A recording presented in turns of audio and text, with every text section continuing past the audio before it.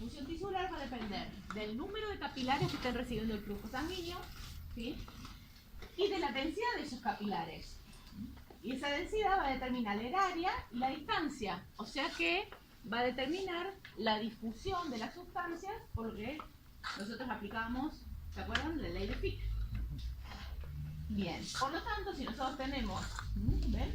¿Esto qué sería? Una célula que recibe perfusión de un solo capilar. Si aumenta la densidad de capilares, la perfusión es mucho más rápida además. O sea, va a aumentar el área y, por lo tanto, la difusión es mucho mayor. Para tener idea de lo que quiere decir perfusión, fíjense, porque en algunos libros pueden interpretarlo como distintas cosas. Perfusión, fíjense qué es. Per quiere decir que es por completo. Fundere viene de derramar. Y el sufijo sion indica acción. O sea que en realidad perfusión, que es la acción de derramar por completo todos los nutrientes. ¿Se entiende? Cuando hablamos que un tejido está perfundido, quiere decir que arriba él, a través del lecho capilar, todo lo necesario para mantener la vitalidad de cada célula de ese tejido. Y habíamos dicho que esa perfusión entonces depende de la presión sanguínea. ¿Se acuerdan que habíamos hablado? El principal componente para la filtración a través de la cual llegan un montón de iones y agua, ¿se acuerdan? Era la presión hidrostática precapilar. ¿Sí? Y por otro lado le agregábamos que tenemos, además de esa presión precapilar, tenemos el control de la resistencia, principalmente ¿en dónde? Precapilar, dijimos, esfínteres precapilares y arteriolas terminales.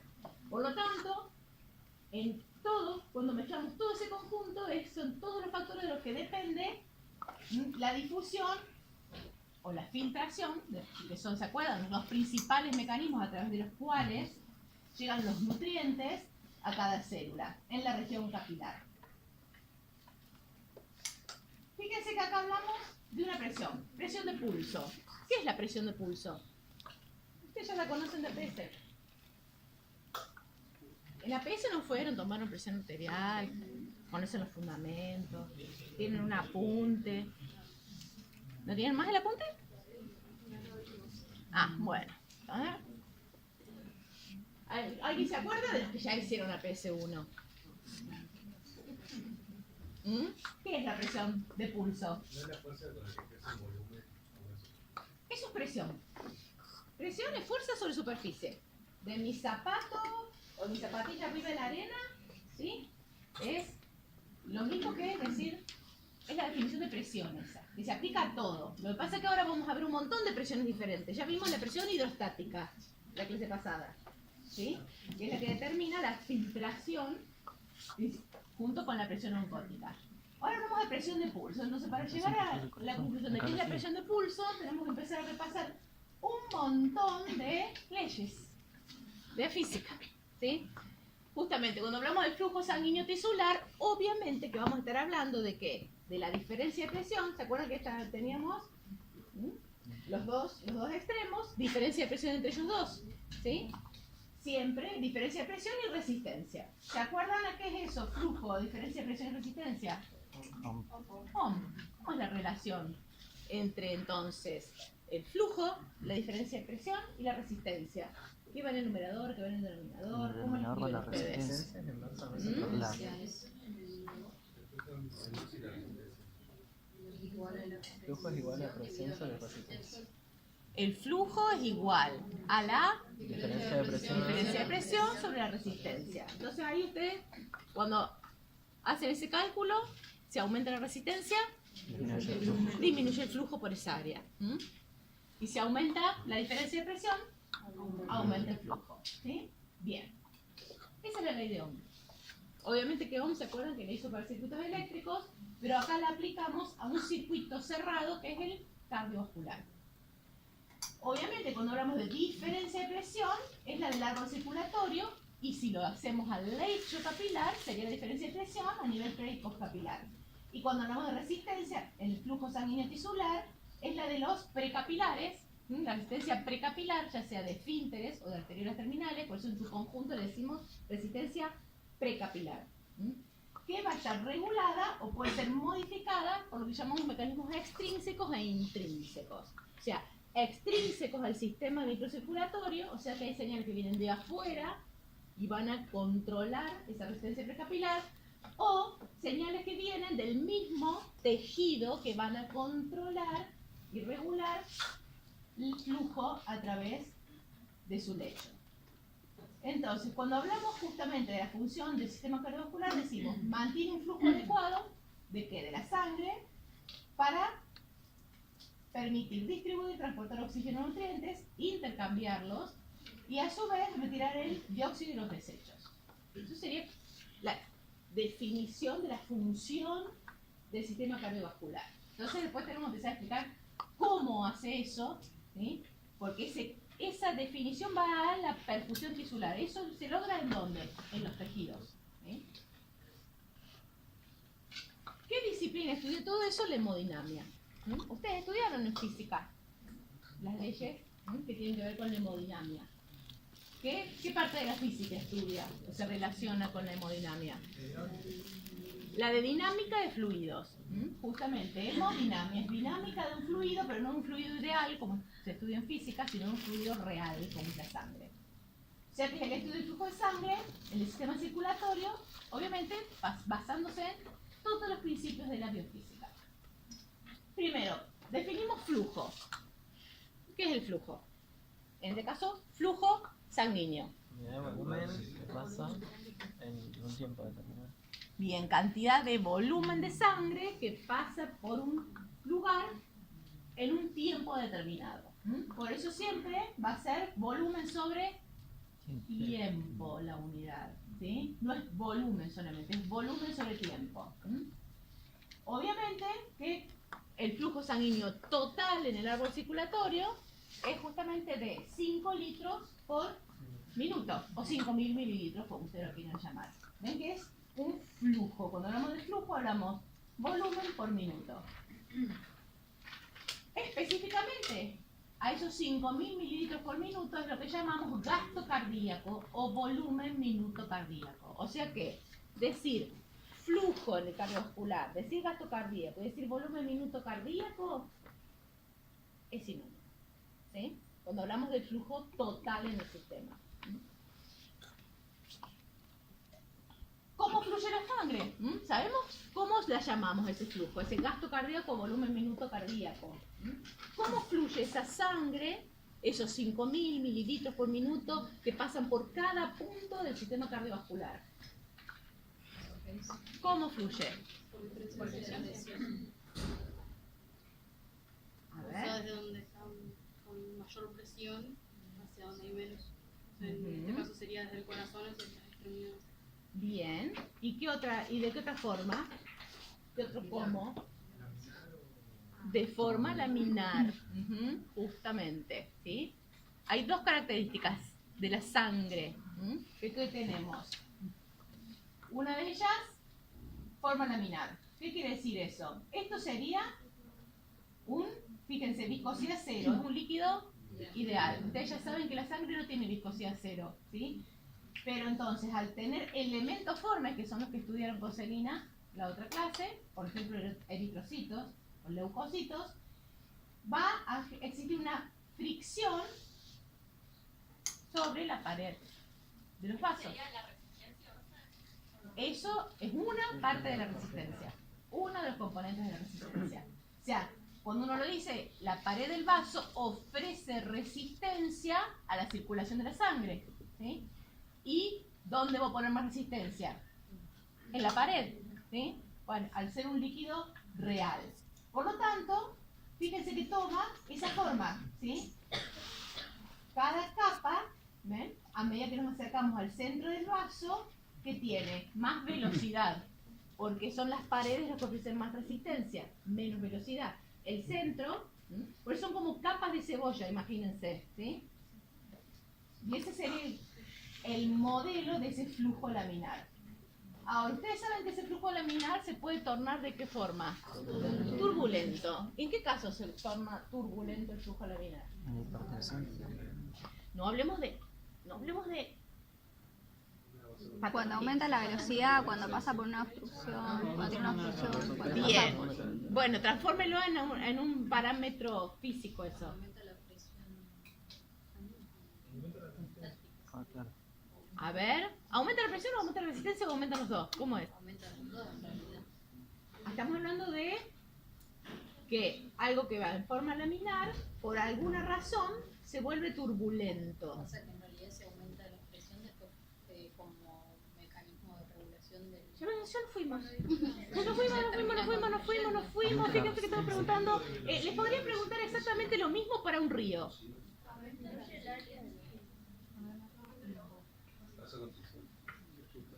Piensen en un río. No pensamos en vasos. Piensen en un río. Vienen, dicen qué lindo este río, me voy a meter y de repente se encajona así. Cuando disminuye el eje. Claro, el diámetro. Exactamente. Disminuye. No sabemos por qué razón. Disminuyó el área. Por eso decía, puede ser por un coágulo, puede ser por una vasoconstricción, puede ser por lo que sea. ¿Sí? Pero tiene que pasar por esa área más restringida el mismo caudal. Y entonces, ¿qué es lo que cambia? La velocidad. La velocidad. Y ustedes lo pueden comprobar. ¿Sí? Lo pueden comprobar porque posiblemente lo hayan visto y lo hayan visto al lado. Acá no me meto, dicen. ¿Por qué? Porque venía perfecto, calmo, el mismo flujo, ¿sí? La cantidad de agua que trae ese río por unidad de tiempo, de repente se angosta y empieza a ver, ¿cómo se llaman? Remolinos pueden ser por otras cuestiones de diferencia de temperatura. ¿Cómo se llaman? Corriente. No, corriente. Corriente. Siempre hay corriente en el río. En ese caso el gradiente de presión viene dado por la montaña y el mar. ¿Cómo se llaman? Donde van en el kayak, se dan vuelta. Correntada. Rápidos, pero esos son aumentos de velocidad. Disminuye el área, aumenta la velocidad porque tiene que pasar la misma cantidad. No hay agua que se quede atrás, porque el gradiente de presión sigue existiendo, ¿se entiende? Por lo tanto, al disminuir el área por donde pasa, aumenta la velocidad. Y eso hace que se vuelva turbulento. Justamente. De laminar se convierte en turbulento. Y ahí aparece lo que ustedes conocen en teoría de física, el número de Reynolds. En realidad, en una construcción teórica, ¿sí? Que fíjense que de qué depende esa construcción teórica. Primero, de velocidad, ¿sí? Del diámetro y de la viscosidad. ¿Sí? O sea que hay tres elementos que construyen este famoso número de Reynolds. ¿Sí? Que sería un número que calcularon donde dicen, a partir de este número, que depende de la velocidad, del diámetro y de la viscosidad, el flujo en los vasos se vuelve turbulento. ¿Sí? ¿Se entiende? ¿Sí? Entonces, fíjense que teníamos velocidad, diámetro sobre viscosidad. Entonces, cuando vemos la viscosidad de la sangre ahí, ¿qué diríamos? Se aumenta la viscosidad y disminuye. Y si disminuye el número de Reynolds, ¿qué pasa? Se vuelve Más laminar. ¿Se vuelve turbulento en algún punto? O sea que lo grave, para volverse turbulento, es que la viscosidad No, disminuye. Cuando la viscosidad disminuye, aumenta el número de Reynolds y eso hace que haya más probabilidades de que el flujo laminar se convierta en turbulento. Y si hablamos de sangre, ¿cuál es el principal determinante de la viscosidad de la sangre? ¿Qué? ¿Cuál elemento forme? El glóbulo rojo. 5 millones por microlitro. O sea, en una gota de 1 milímetro por 1 milímetro por 1 milímetro por 1 milímetro, un cubo, hay 5 millones de células. ¿Sí? Ese es el principal determinante. Porque en ese mismo volumen hay unos pocos miles de glóbulos blancos. ¿Sí? O sea que el determinante de esa viscosidad es el glóbulo rojo, la cantidad de glóbulos rojos. O sea que a medida que disminuye la cantidad de glóbulos rojos, disminuye la viscosidad, puede ser que el flujo se vuelva turbulento, principalmente cuando encontramos alguna reducción del otro parámetro que es el diámetro. ¿Sí? ¿Se entiende? Bien. Entonces, acá tenemos todos los causales de que un flujo laminar, y acá que tenemos, fíjense, en esta curva, acá tenemos que el flujo, ¿sí?, se mantiene, aunque vaya aumentando hasta este punto es lo que nosotros llamamos número Reynolds. Y en este punto el flujo se vuelve turbulento.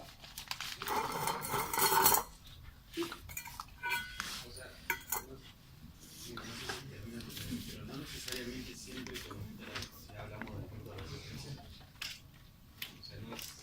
Sí, pero ahora estamos hablando de velocidad de flujo, no de resistencia. No. Claro, no. Cuando hablamos de aumento de viscosidad, hay aumento de resistencia. En este caso hablamos de velocidad de flujo. ¿Sí? Pero por eso estamos diciendo que cuando disminuye la viscosidad, aumenta el flujo. ¿Sí? Está en el denominador. ¿Sí? Bien. ¿Sí?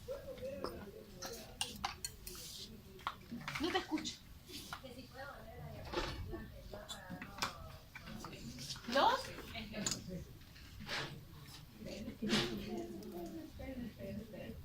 Acá tenemos presión, ¿sí? Y acá tenemos flujo. Hay gradiente de presión acá. El flujo va a volverse, a medida que aumenta la presión, aumenta en forma lineal, mientras se mantiene laminar. Pero en el punto en que supera la velocidad, que sería el número Reynolds, fíjense que a pesar de que aumente la diferencia de presión, ¿qué pasa con el flujo en sí mismo? ¿Sí? Se vuelve turbulento. Y la otra cosa que habíamos dicho era que ustedes dijeron que esa sangre además circula gracias a un gradiente de presión. ¿Sí? O sea que es un flujo laminar que puede pasar a turbulento si disminuye la viscosidad o si se disminuye mucho el diámetro por donde va y aumenta mucho la velocidad, y que tiene que existir un gradiente de presión para que sea flujo. Si no hay gradiente de presión, no fluye, ¿se entiende? Ese gradiente de presión, fíjense que decimos que es gradiente, no presión absoluta. ¿Sí?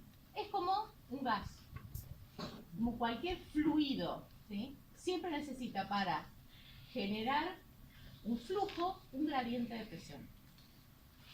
Entonces, ¿por qué decimos que depende de la diferencia y no de la presión absoluta? Fíjense acá que tenemos una diferencia de 100 a 75. ¿Sí?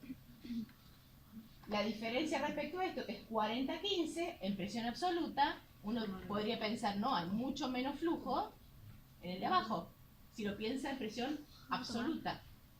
Pero lo que interesa es la diferencia de presión entre los dos puntos. Y la diferencia de presión es la misma.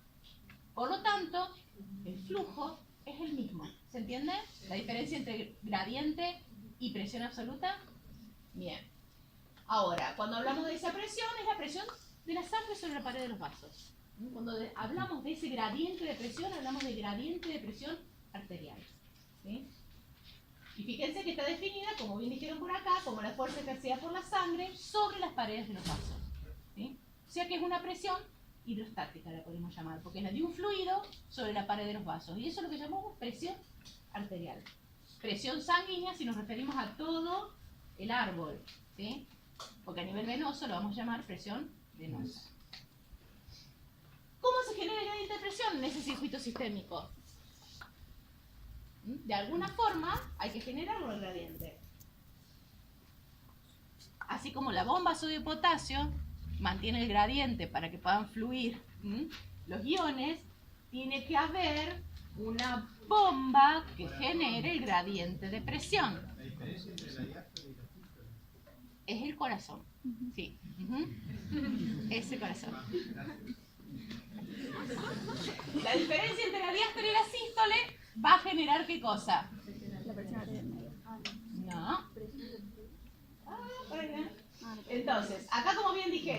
fíjense, ¿qué tenemos? Presión en milímetros de mercurio, acá tenemos desde el ventrículo izquierdo todo el árbol arterial sistémico. ¿Qué tenemos acá?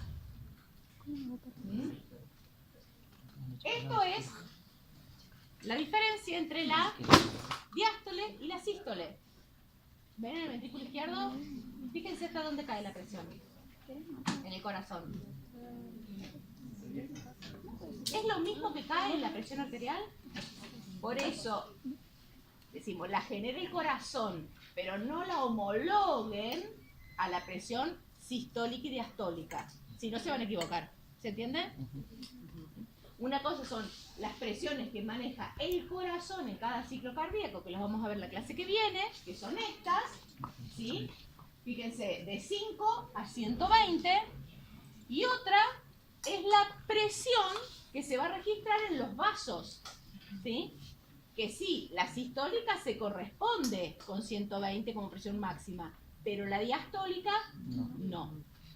¿Se entiende? O sea que el origen del gradiente es el corazón. Cada bombeo del corazón ayuda a generar ese gradiente de presión, porque asegura que la presión salga de ese ventrículo y llegue a la aorta con 120 en cada sístole. Y a partir de ahí comienza a... ¿Ven? Acá están.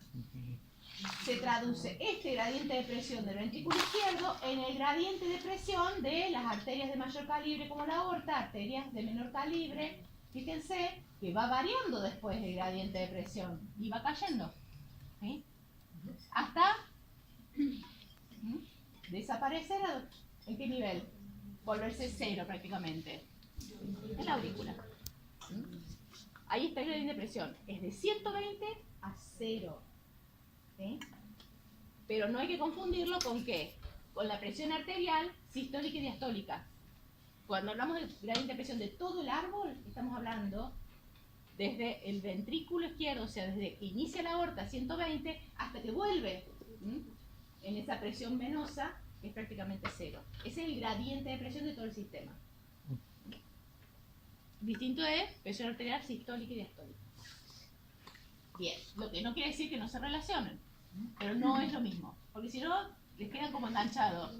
¿Sí? Entonces vamos a ir haciendo las referencias. Entonces acá que tenemos el origen, que dijimos, la bomba, sístole ventricular, diástole ventricular, y la veremos en la clase que viene. Ahora nos vamos a dedicar a tratar de explicar el resto de este gráfico. ¿Cómo es que se producen esas caídas de presión? ¿Sí? A lo largo del circuito sistémico. Primero, dijimos, sístole, diástole.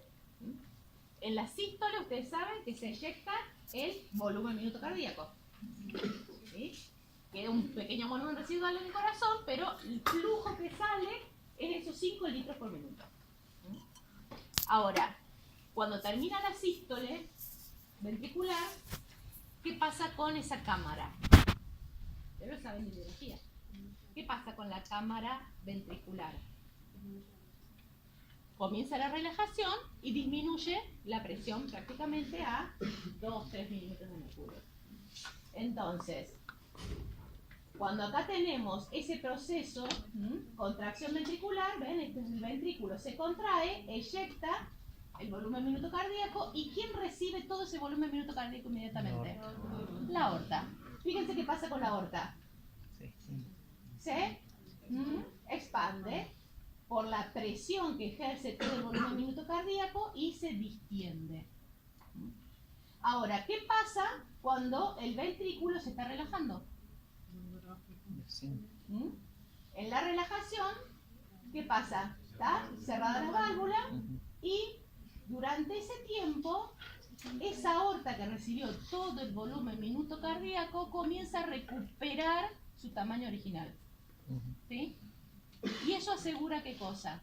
Que el flujo, a pesar de que se cerró la válvula, sea constante. ¿Se entiende? Porque esa aorta que se expandió tanto funciona como un reservorio o como una bomba extra que asegura que a pesar de que no sigue eyectando sangre del corazón porque cerró la válvula, siga fluyendo y siga existiendo ese gradiente para que haya flujo sanguíneo. ¿Se entiende el concepto? Bien. Eso es lo que llamamos efecto Wynn-Kessler. Eso es justamente el efecto que hace que la pared se distienda. ¿Y por qué esa aorta tiene esta capacidad? Por las fibras elásticas que posee. Exactamente, por su estructura, justamente. Esa distensión inicial, en esa sístole, a lo largo de las paredes de esa aorta, forman la onda constante, porque es la primera onda que sale y después a medida que se va disminuyendo, pues si no sería sube y baja, ¿se entiende? Nada, sube y baja. En cambio ustedes ven que sube con la presión sistólica y cuando han visto la onda de presión va bajando más lentamente, ¿sí? Hasta el latido. Eso es lo que ustedes conocen como pulso arterial. La onda del pulso arterial se origina gracias a ese efecto. ¿Sí? ¿Se entendió? Bien. Solo en la aorta, ¿Cómo? no solamente en la aorta. No, porque esa onda Se se va propagando, y vieron que nosotros veíamos en el gráfico que era pulsátil hasta la arteriola, inicio del capilar, y ahí dejó de ser pulsátil. O sea que esa onda se propaga hasta el inicio del capilar. Bien, entonces, como ustedes dijeron, la propiedad de distenderse y recuperar su tamaño es gracias a la cantidad de fibras elásticas que tiene la pared de la aorta. ¿Qué tenemos? Elásticas a lo largo, metido entre las fibras musculares, en las adventicias, en todos lados hay cantidad de fibras elásticas. Fíjense que sobrepasa a la cantidad de células musculares y a las fibras de colágeno. Es una arteria elástica. La pérdida de elasticidad de la aorta generará muchísimos problemas, ¿sí? ¿Y a dónde la van a poder ustedes visualizar o constatar? ¿Sí? Es una de las formas. Bien, entonces, ahí tenemos la onda. Vamos a ver toda la información que se puede sacar de esta onda. Es tanta la información que si están en el examen final y no tienen la capacidad de hacer este gráfico, los invitamos a que vuelvan la próxima vez. Bien, entonces, ¿qué tenemos acá? Presión, y acá tenemos tiempo. Fíjense que esta onda dura aproximadamente un segundo. ¿Ven el tiempo? Entonces acá que tenemos información 80 a 120. ¿Qué son? Nosotros identificamos fácilmente la presión sistólica, la máxima presión durante la sístole. ¿Por qué decimos durante la sístole y no al terminar la sístole? Ustedes ya lo saben. No me acuerdo de si en biología se lo siguen dando, pero... Pero habíamos dicho que cuando terminaba la sístole se distendía y disminuía la presión. Pero el punto máximo de 120, fíjese que no dice al finalizar la sístole, sino que dice durante la sístole, que no es lo mismo. Por el periodo de contracción isovolumétrica. No es ¿No? porque- Y su contracción isovolumétrica está todo cerrado, no es cámara porque a sellada. no es porque a esa presión se produce la apertura de las válvulas. No, en 80 se abrió la válvula. Si se abre en 120, estás re hipertenso. ¿Por qué? Ya lo vamos a ver bien la clase que viene, pero cuando se abre la válvula a 80, ¿sí?, milímetros de mercurio, porque esa contracción isovolumétrica aumentó tanto la presión adentro de la cámara que se abre y comienza la eyección, pero y el ventrículo que empieza a contraerse perdiendo volumen. Aumenta rápidamente la eyección, llega a 120, pero a medida que pierde volumen, ¿qué pasa con la eyección? Cae hasta 80. Sigue habiendo sístole y sigue saliendo sangre. Entonces, si dijéramos que es la presión al finalizar la sístole, veríamos 80. ¿Se entiende? Porque es la presión máxima durante la sístole, que la consideramos 120. Porque después, por el mismo efecto, vuelve a caer. Y fíjense entonces que tenemos la presión diastólica en 80. Mínima presión que se registra justo antes de una nueva sístole. ¿Sí? ¿Sí? ¿Por qué? Porque cuando bajó de 80, ¿qué pasa? Se vuelve a abrir. Entonces, esa es la presión diastólica. Esto que está acá, esta incisura, ven que ven acá, esta muesquita, se llama dícrota. Y está señalando qué cosa. El cierre justamente de las válvulas sigmoides al finalizar la sístole. Entonces, acá termina la sístole y empieza la relajación del músculo, pero la válvula está cerrada. O sea que toda esa caída lenta en la presión no es una recta, gracias a qué? Al efecto Windkissel. ¿Se entiende?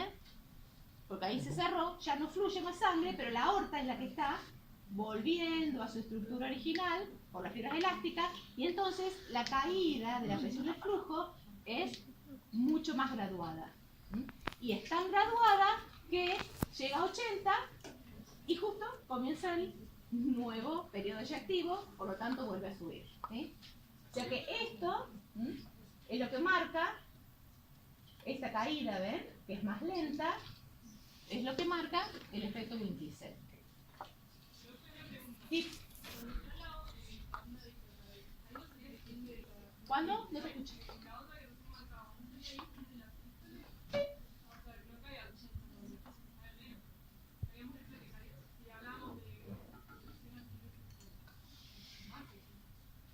La presión de fin de... Pero ¿presión de fin de sístole adentro de la cámara me estás diciendo o en la aorta?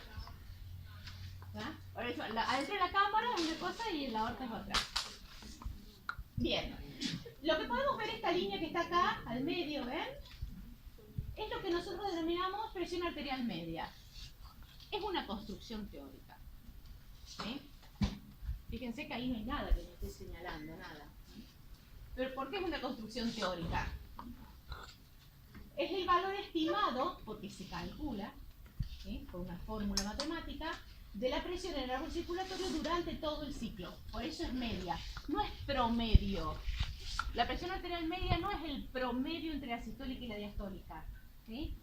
Es la presión media, justamente, considerando todo el ciclo. Pero fíjense que durante el ciclo, esta presión en la aorta, que después se convierte en la onda de presión arterial, fíjense, pasa más tiempo en sístole o en diástole. En diástole, por eso no es un promedio. No es presión sistólica más diastólica sobre 2. Porque el área de esa curva, por el tiempo que pasa, en sístole y en diástole es distinto.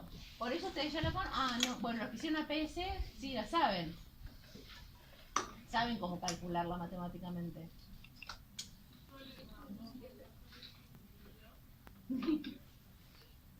Hay como 4 o 5 fórmulas.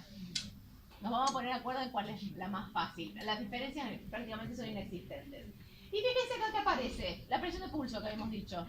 ¿Se acuerdan? ¿Qué es la presión de pulso? La diferencia entre la sistólica y la diastólica. O presión diferencial. O sea que es lo que me va a estar diciendo cuánta es la amplitud de esa onda de pulso. Mayor amplitud de onda de pulso, mayor presión diferencial. ¿Sí? Y como dijimos, esto también se calcula, presión sistólica menos diastólica, y la presión arterial media, fíjense que tenemos presión diastólica más 1/3 de la presión de pulso. ¿Qué quiere decir? Es lo mismo que decir presión diastólica más presión sistólica menos diastólica sobre 3. Entonces ahí esa es la forma fácil de calcular la presión arterial media. ¿Sí? Es una construcción matemática. Bien, por eso le llamamos fórmulas de trabajo. Ustedes teniendo los dos datos, sistólica y diastólica, pueden calcular la presión arterial media de ese paciente. ¿Qué les está diciendo la presión arterial media? Exacto, la presión a la que llega hasta el tejido, siguiendo todo ese torrente circulatorio, la perfusión de ese tejido, que fue el concepto que dijimos antes, ¿sí? Que todo el tejido, todo el sistema esté perfundido. ¿Qué otra información podemos obtener de acá? Dijimos 2 cosas fáciles. Una ya la dijimos, la amplitud de la onda, que es justamente la diferencia entre la sistólica y la diastólica, o sea, la presión diferencial o de pulso, Y obviamente, ¿qué me está señalando qué cosa acá? El grado de distensión de la aorta, si es presión aórtica, este modelo es de presión aórtica, es el más perfectito. Después se va como desdibujando a medida que va progresando en el árbol arterial. ¿Y qué otra cosa podemos ver? La velocidad de esa onda. O sea, cuántas ondas me da una idea de velocidad en función del tiempo. Fíjense que la onda es de aproximadamente 8 a 10 metros por segundo. O sea que, depende de la altura que tengamos, el pulso medio va a cambiar. Pero ese es más o menos entre 8 y 10 metros por segundo. ¿De qué va a depender entonces la propagación de esa onda? Eso que decíamos, que la onda esta es en la aorta, pulso arterial aórtico, pero se puede registrar en todo el sistema arterial. Porque dijimos que hasta las arteriolas terminales se puede registrar esa onda de presión arterial. ¿De qué va a depender que se pueda propagar? ¿De la resistencia? ¿O del área? Tiene que ver con la propia estructura de los distintos vasos. Y así también vamos a ir viendo cómo se va deformando, porque esas estructuras de esos vasos va a ir cambiando. Exactamente. Van perdiendo elasticidad y van ganando resistencia. ¿Sí? Sí.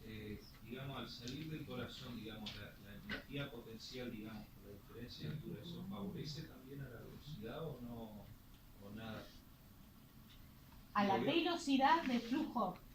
Claro, pues supongamos, no sé, volviendo a la física, tenemos un tanque de agua, no es lo mismo el tanque de agua si se pone un poco más arriba que más abajo, digamos, no es lo mismo si el agua va en subida o en bajada. No. Una arteria elástica, arterias musculares que ofrecen mayor resistencia. ¿No le afecta qué? A la velocidad. Por eso va disminuyendo la onda de pulso. Pero acá estamos, no, el parámetro velocidad no tiene que ver con eso, porque no cambió el área. ¿Entendés? Está bien. No, pero ya el tema Sí, si de me la energía decís potencial. el flujo del corazón que impele hacia la carótida y hacia la cabeza, sí va a tener problemas, va a ser más dificultoso que el que sale por la aorta abdominal. ¿Por qué? Porque tiene que vencer hacia arriba la columna de la fuerza de gravedad. Pero no tiene que ver con la velocidad, porque la velocidad va a ser a medida que va cambiando el radio. ¿Sí? Entonces, dijimos, sale la presión. ¿Me siguen más o menos? Porque es como mucho. Eyección. Aumenta la presión, se genera la onda de presión que se mantiene a lo largo de todo el territorio vascular arterial gracias al efecto elástico de la aorta. ¿Sí? Genera la onda de presión, que es lo que podemos determinar a través del pulso arterial en los distintos lugares. Ahora, cuando aumentamos la presión sanguínea, dijimos el vaso se distiende, lo vimos en la aorta, se distiende. Y eso estira la pared del vaso. Y por eso en el vaso vamos a poder determinar una tensión. Fíjense que no es lo mismo decir presión que decir tensión. ¿Sí? Ahora entramos en la disquisición. Palabras que a veces las usamos como sinónimo, porque decimos voy a medir la presión arterial y voy a medir la tensión arterial. Lo usamos como sinónimo en general. ¿Sí? Todo el mundo es sinónimo. No es sinónimo. En el aula, en el paciente díganle presión, tensión. En el aula, no es lo mismo. Presión arterial es una cosa, tensión que desarrolla el vaso es otra. ¿Sí? Fíjense que aumenta la presión sanguínea, aumenta la tensión de la pared del vaso. ¿Sí? Entonces, acá que estamos comparando aumento de presión, flujo. Fíjense que acá que tenemos, compara un tubo rígido con un vaso sanguíneo. Fíjense que acá, a medida que aumenta la presión, primero ese flujo está más enlentecido y después se hace paralelo a lo que se espera con un tubo rígido. Fíjense que esta relación acá establece una presión crítica. ¿Qué quiere decir presión crítica de cierre? Esto.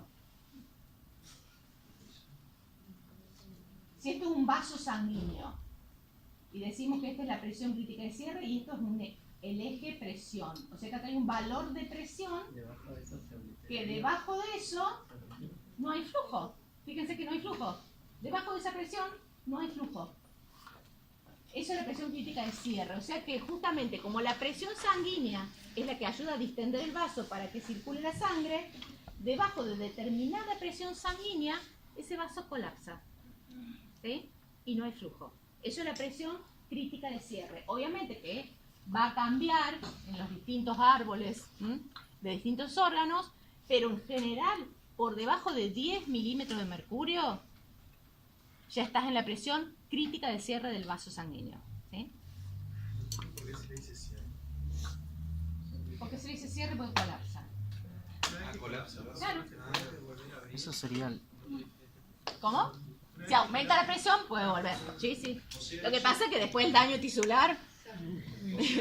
Doctora, cuando no supera la presión, Entonces eso sería el mecanismo de Cuando vena, baja, presión crítica de cierre. cuando la presión que recorre ese vaso, que sería la presión de la sangre, disminuye por debajo de este punto, que no tiene el número porque cada vaso va a ser distinto, pero aproximadamente en una arteria va a ser de 10 milímetros de mercurio, el vaso se cierra, colapsa. Por lo tanto, fíjate que el flujo es 0.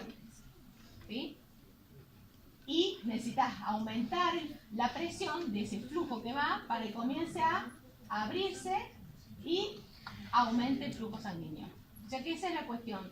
Hay determinadas presiones del sistema vascular que si no se cuidan y caen demasiado, el vaso colapsa. Y el vaso colapsa ¿por qué? Porque la tensión que desarrolla el vaso depende de ¿qué? De la presión sanguínea. ¿Se entiende? Entonces, ¿qué tenemos acá?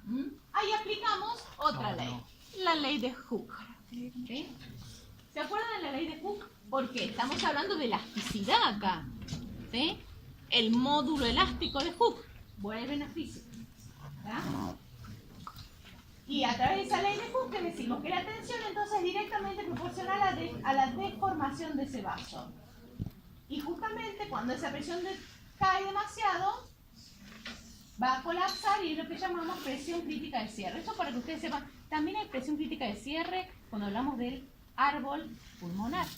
¿Sí? O sea, es un concepto que se aplica a todo lo que, por donde va un fluido que depende del gradiente de presión. O sea que vamos a hablar árbol circulatorio, árbol pulmonar. También hay presiones críticas de cierre. O sea, todo lo que se está diciendo ahora de hemodinamia, que tiene la palabra hemo porque es de sangre, pero en realidad se basa en que en todas las leyes de fluidos se aplica exactamente igual a respiratorio. Lo que pasa es que en este caso el fluido es un gas. O sea que si se las aprenden ahora, bien, ya las saben para respiratorio. ¿Sí? Porque son exactamente las mismas. Entonces, fíjense acá que comparan el radio relativo y acá la tensión que desarrolla. El radio, fíjense que a medida que aumenta el radio, esto es una arteria intacta, a medida que aumenta el radio, ¿por qué va a aumentar? Por la distensión, por el flujo. Sería lo mismo que poner flujo, ¿se entiende? Fíjense que la curva es exactamente igual a la que decía vaso sanguíneo. Porque dijimos que a medida que aumenta la presión, el vaso se distiende y desarrolla tensión. O sea que poner aumento de presión sanguínea o poner aumento del radio serían equivalentes. ¿Se entiende el concepto? Entonces, ¿qué tenemos acá? Esta es la curva que vimos recién. Acá hay una presión relativa de cierre y a medida que aumenta el radio, aumenta la tensión que se desarrolla. Ahora fíjense,